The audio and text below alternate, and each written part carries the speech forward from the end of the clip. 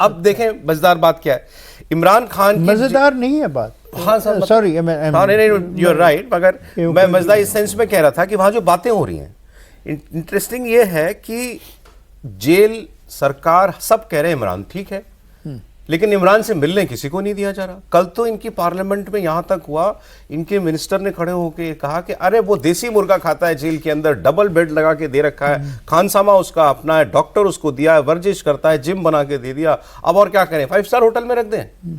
इनके defence minister ने कहा कि जब हमें जेल में डाला गया था तो हम तो वो पत्थर की उस पर सोते थे और 2 कंबल दिए हुए थे, सर्दी के दिन में भी ठंडा पानी देते थे नहाने के लिए, उसको तो हमने 5 स्टार लग्जरी दे रखी। अगर ऐसा है तो फिर क्या है ऐसी गोपनीयता कि आप इमरान से उसकी शक्ल नहीं देखने दे रहे किसी को? नहीं, देखिए समस्या जो अभी अकबर साहब बात कर रहे थे कि इम्पॉसिबल नहीं, पॉसिबिलिटी है, और पॉसिबिलिटी ज़्यादा है कि इमरान खान या तो मार दिए गए हैं या मार दिए जाएंगे। मतलब इन 2 स्थितियों के अलावा कुछ होना नहीं।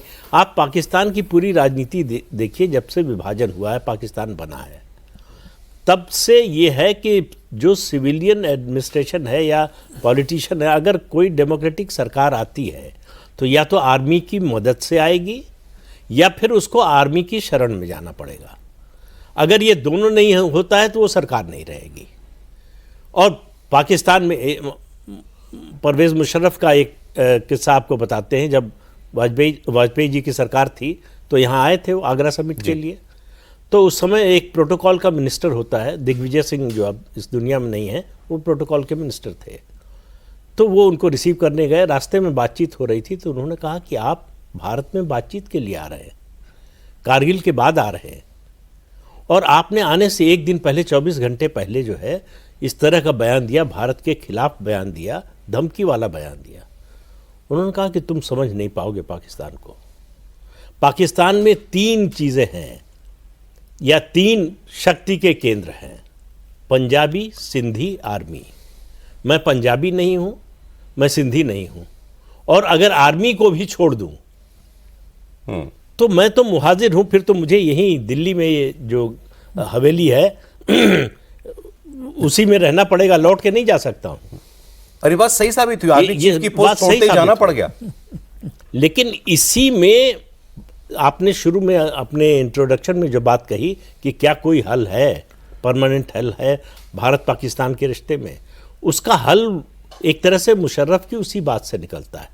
देखिए, पाकिस्तान की ताकत क्या है, उसकी फ़ौज, पंजाबी मुसलमान, और कमज़ोरी क्या है, ज़मीन।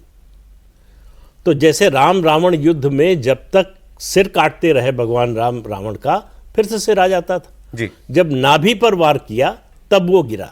नाभि क्या है? तो नाभि है पंजाबी मुसलमान और ज़मीन।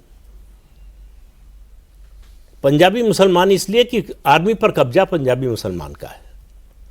जब तक इस पर हमला नहीं करेंगे, पंजाबी मुसलमान को ज़मीन से बड़ा प्रेम होता है।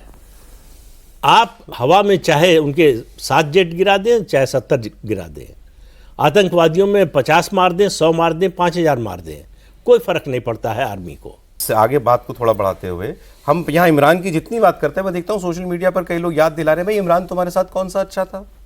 इमरान था तो इमरान तब तुम्हारे रिश्ते बड़े अच्छे हो गए थे क्या?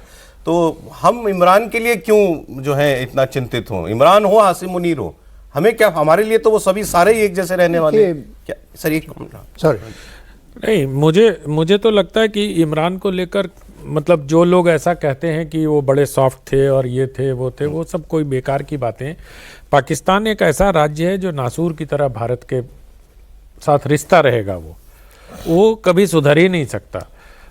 और जब जब आर्मी का प्रभुत्व बढ़ता है, जैसा अकबर साहब कह रहे थे कि वो एसेसिनेशन कर देते हैं, मतलब पॉलिटिकल या साइलेंट, और आसिफ मुनीर और इमरान खान का जो मसला चल रहा है उसमें यही है कि उन लोगों को ये लगता है कि ये शायद डेमोक्रेटिक प्रोसेस को रिवाइव कर सकता है अगर बाहर आ गया तो। इसलिए इमरान खान को आप याद करिए, इमरान को लेकर किस तरह की बात फैलाई गई थी जब ऑपरेशन सिंदूर चल रहा था, कि सोडोमी हुई है उनके साथ, और वो पूरा एक नैरेटिव चलाया गया था पूरा कि कैसे चला, क्या हुआ। तो मतलब उनको हर तरह से बदनाम करने के। लेकिन ऐसा नहीं है कि वो कोई फरिश्ता हैं और बाहर आ जाएंगे तो डेमोक्रेटिक वो हो जाएगा और पाकिस्तान बड़ा भारत की तरह सुंदर लोकतांत्रिक देश बन जाएगा ना।